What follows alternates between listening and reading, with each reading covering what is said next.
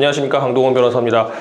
이번에는 수익형 호텔 또는 뭐 수익형 상가, 분양형 호텔, 분양형 상가, 뭐 수익형, 분양형 둘 다 같은 말이죠 이제. 그리고 상가, 호텔 다 같은 말입니다. 뭐냐면 뭐 잘 아시겠지만 요즘 하도 이제 은행 이자도 낮고 하니까 또 그 은퇴하시고 이제 생활비 걱정 많이 하시는 분들이 있으니까 뭐 치킨집 한다고 그러고 장사한다고 그러는데 어렵다고 하니까 이제 투자해가지고 내 생활비라도 벌어볼 수 있냐 해가지고 많이 투자하는 것들이 이제 수익형, 분양형, 뭐 호텔, 상가입니다. 이 개념이 뭐냐면 제가 이제 지나가다가 풍광 좋은 땅을 하나 찾았어요. 이제 여기다가 호텔이나 하나 지어볼까? 그러고 이제 그럼 돈이 없어. 그럼 보통 은행 가서 돈을 빌리죠. 그럼 제가 가면은 은행이 돈을 빌려줄까요? 최소 몇십억, 몇백억씩 되는데 안 빌려주겠죠, 이제. 그러면은 이렇게 분양 대행사를 모집을 해가 이제 컨택을 해서 광고를 시키는 겁니다, 이제. 뭐 차 다니는 길에 현수막도 걸어놓고 뭐 TV 광고도 하고 신문 광고도 해가지고 자, 우리 당신들이 여기 이 풍광 좋은 이 땅에다가 내가 호텔을 지을 건데 호텔을 짓게 되면 예를 들어서 100개의 객실이 된다. 그러면 그 하나를 분양받으면 한 2억 원에 분양받으시면 얘가 3년 동안 확정 수익률 8% 드리겠습니다. 이런 식으로 약정을 하는 거죠, 이제. 이 단순 계산하면 2억 원씩 8%면 1년에 얼마? 1,600만 원이죠. 그럼 한 달에 거의 한 130, 40만 원 될 텐데 그거 3년 동안 확정된다는 겁니다. 그럼 웬만한 그 월급 비슷한 거죠, 이제. 그거 단순 계산 따닥 두드리면 이제 이거 한 3개 오실만 하면 한 400-500만 원 되겠구나 생각하니까 이제 꿈에 부풀어서 많이들 이제 가입을 하십니다. 그러면 제 입장에서, 사업자 입장에서는 2억 원씩 100개를 분양하면 200억 원이 들어오는 거죠. 그러면은 보통 호텔 짓는데 200개 호텔 짓는데 뭐 한 100억 든다고 치고 땅 사는데 한 100억 든다 치고 그렇게 하면 이제 대충 지을 수 있겠죠. 그리고 수익은 어떻게 되냐? 당신들이 호텔을 운영할 능력은 없으니까 자, 분양받아서 돈을 주고 분양 호텔을 지으면 그 다음에 그 호텔 영업하는 거는 내가 회사를 하나 더 만들어가지고 영업하는 회사를 만들겠다. 그래서 호텔을 영업을 하면 수익이 날 테니까 그 수익에서 확정 수익을 주고 더 남는 거는 내가 가져갈게요. 뭐 이런 식이 되는 건데 이제 조금 더 확장시키면 200개 호실이 아니고 뭐 한 500개 호실을 지으면서 200개는 분양, 300개는 제가 직접 이런 식으로 하게 될 수도 있겠죠, 이제. 어쨌든 그런 식으로 하게 됩니다. 이게 계획대로만 하면 괜찮죠. 제 입장에서는 돈이 부족한데 은행에서 이제 막 뭐 힘들어 막 이렇게 뭐 나 힘들어 하면서 구신구신 하면서 안 해도 되고 돈 쉽게 가져올 수 있고 그리고 투자하는 사람 입장에서는 내가 힘들게 호텔 운영하지 않고서도 뭐 2, 3억 정도만 투자를 하면은 한 달에 100만 원, 200만 원 꼬박꼬박 들어오니까 용돈처럼 뭐 국민연금보다 훨씬 나오니까 좋고 여러 가지 윈윈인 것 같습니다. 여기서 문제가 많이 발생을 하죠.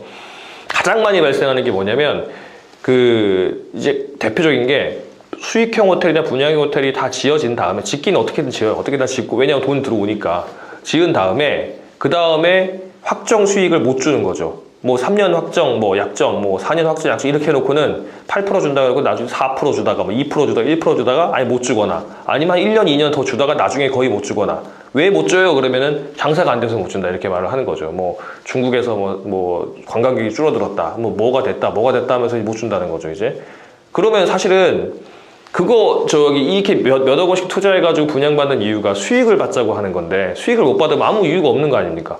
또 이게 무슨 뭐 아파트나 뭐 오피스텔 같으면 내가 들어가 살기라도 하고 누구 전세라도 줄 텐데 그것도 안 돼요. 왜냐하면 어느 이상한 사람이 호텔 들어가 살 사람 없을 거 아닙니까, 이제. 거기 뭐 주민등록도 안 되고 당연히. 그러니까 이게 뭐 묶인 돈이 돼버리고 아무것도 안 하게 되는 겁니다. 그냥 호텔 운영사에 끌려가게 되는 거죠, 이제. 그게 가장 대표적인 거고. 두 번째는 수익을 아예 못 주는 경우. 그러니까 이제 아파트가 다 지어지고 공급까지 다 됐는데 수익이 전혀 안 나요. 그래서 나 배짜라, 뭐 운영사가 이제 모르겠다. 이런 경우들이 있고. 세 번째는 아예 호텔 지어지지도 않습니다, 이제. 아예 지어지지 않거나 지어진다고 하더라도 예를 들어서 뭐 2019년 5월까지 됐는데 뭐 2019년 12월이 돼도 안 지어지고 뭐 한 1년 정도 기다려야 된다. 뭐 이런 식이 된다든가 이런 경우들이 있어요. 근데 첫 번째 같은 경우는 사실은 뭐 어떻게 보면 그나마 괜찮은 거고 어떻게 보면 안 괜찮은 건데 왜 이게 괜찮다 안 괜찮다 하냐면 첫 번째 같이 이 호텔은 다 지어지고 수익도 어느 정도 나오다가 그 약속이 안 지켜진다. 이거는 뭐 약속대로 다 된 거니까 괜찮은 거예요. 괜찮은 건데 수익이 장사가 안 된다. 그러면은 어떻게 하냐면 그 호실을 이제 호텔을 분양받은 수분양자들이 입주자 대표회의 아파트는 입주자 대표회의라고 하죠. 그냥 뭐 수분양자 회의, 뭐 관리단 회의 뭐 이런 거 하나 만들어가지고 우리가 직접 운영하자 이렇게 하셔가지고 그 중에 수완이 있으신 분이 직접 으쌰으쌰 해가지고 뭐 영업을 잘하면 어떻게든 굴러가는 경우들이 있습니다. 그게 뭐 괜찮을 수 있죠. 근데 안 좋은 점은 뭐냐면 이미 다 호텔 다 지어주고 수익까지 됐는데 그게 누가 장사 수완이 있고 누가 되는지가 그건 아주 운이죠 사실은. 그리고 그렇게 장사가 잘 될 거면 이미 그 운영하던 회사가 잘했지 관리단에서 이제 수분양자들이 나와가지고 할 정도였으면 이미 잘했다는 거니까 별로 그렇게 의미가 없습니다 이거는. 그래서 이게 안 좋은 점이 뭐냐면 계약을 만약에 처음부터 호텔이 지어지지도 않았다 그러면 그냥 해지해버리고 낸 돈 돌려받고 이렇게 하면 되는데 어쨌든 다 지어졌잖아요. 분양 계약 다 끝나고 나서 그 다음에 이제 임대차 계약이 제대로 진행 안 되는 거기 때문에 우리가 지금 야 이거 다 돈 못 받았으니까 나 분양받은 거 취소할래 돈 돌려주서 하면 뭐라고 하냐면 분양 계약은 다 끝났다. 그거 다 지어가지고 주는 거 끝났으니 끝난 거고 그 다음 이제 내가 장사해가지고 돈 주는 것만 이제 그 잘 약속을 안 지킨 거기 때문에 뭐 배짜라 뭐 못 받은 거 있으면 내 회사에서 찾아가든가 이렇게 되는 거예요 이제. 그러면 사실 아시겠지만 뭐 수익이라는 게 뭐 호실마다 많이 해봤자 100만 원, 몇십만 원이기 때문에 해봤자 얼마 안 돼요. 그리고 그런 회사는 돈도 없습니다. 그냥 그때 받아가지고 하니까 별로 크게 의미가 없어요. 그냥 이거 뭐 누가 가지도 못하는 호텔만 껴안고 있어야 되는 거예요. 뭐 별장 생기면 좋은 건가요? 뭐 가서 자기가 가려면 간다든가 할 수 있겠지만 뭐 운영이 돼야 별장이 된다는 거니까 거의 의미가 없습니다. 이거는. 그리고 이제 호텔 다 지어졌는데 이게 아예 수익 안 준다. 이거는 조금 낫죠. 왜냐면 계약 해지할 때 있어서. 이건 뭐 처음부터 약속이 안 지켜졌으니까 계약 해지 이렇게 할 수도 있는데 저쪽 그 분양형 호텔 쪽 변호사는 뭐라고 하냐면 호텔 분양 계약과 호텔 이제 임대 계약과 이제 수익 영업을 내는 영업 계약은 별개다. 아까 똑같은 거 별개 계약이니까 나는 다 지어서 공급까지 끝났다. 이 수익이 안 나는 거는 알아서 해라 이렇게 말을 해요. 그럼 니네 같은 회사 아니냐?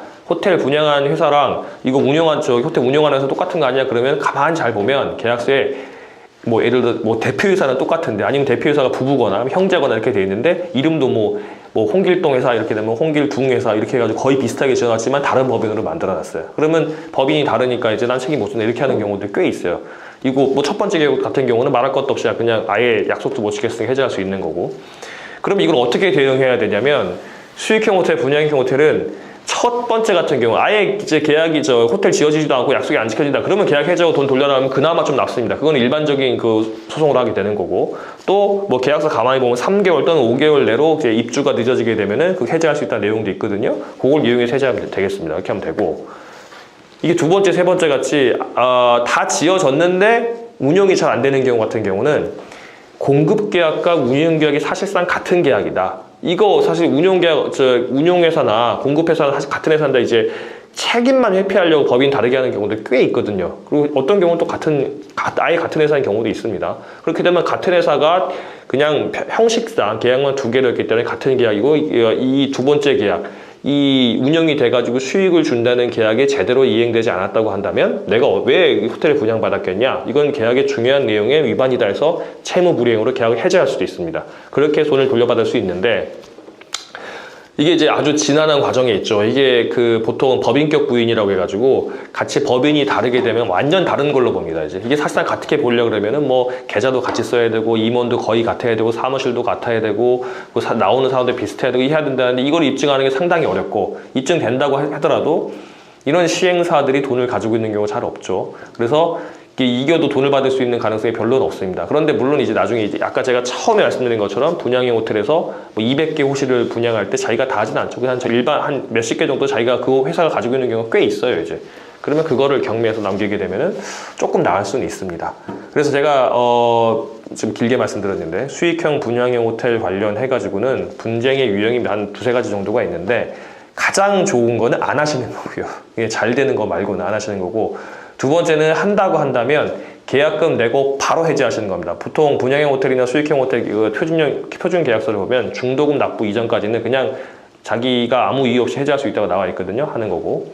그리고 중도금까지 냈다. 그러면은 호텔을 짓는 시행사가 약속을 지키지 않은 걸 최대한 많이 찾아가지고 그걸 이제 계약 해지하는 걸 찾으셔야 되고 그 다음에 분양 호텔까지 다 지어지고 수익이 제대로 안 나온다. 그렇게 되면은 이 회사가 같은 회사이고 그 다음에 같은 회사인데 중요한 부분에 계약 위반이 있었기 때문에 수익이 안 나기 때문에 해지한다는 걸 주장을 해가지고 해지를 받으셔야 됩니다. 그럼 혼자는 못 하시겠죠. 이제 뭐 전문 변호사에게 도움을 받으셔가지고 그렇게 움직이시면 될 거고 많이들 물어보시는 이거 집단 소송하면 어떻게 되냐 이게 많이 마시는데 집단 소송 하시게 되면 참 좋지 않죠. 왜냐하면 어차피 여러 명 우르르 해가지고 하게 되면 그 채무를 감당할 수 있는 회사가 잘 없어요. 그래서 그냥 혼자 먼저 빠져나가시는 게 맞을 수도 있을 것도 같습니다.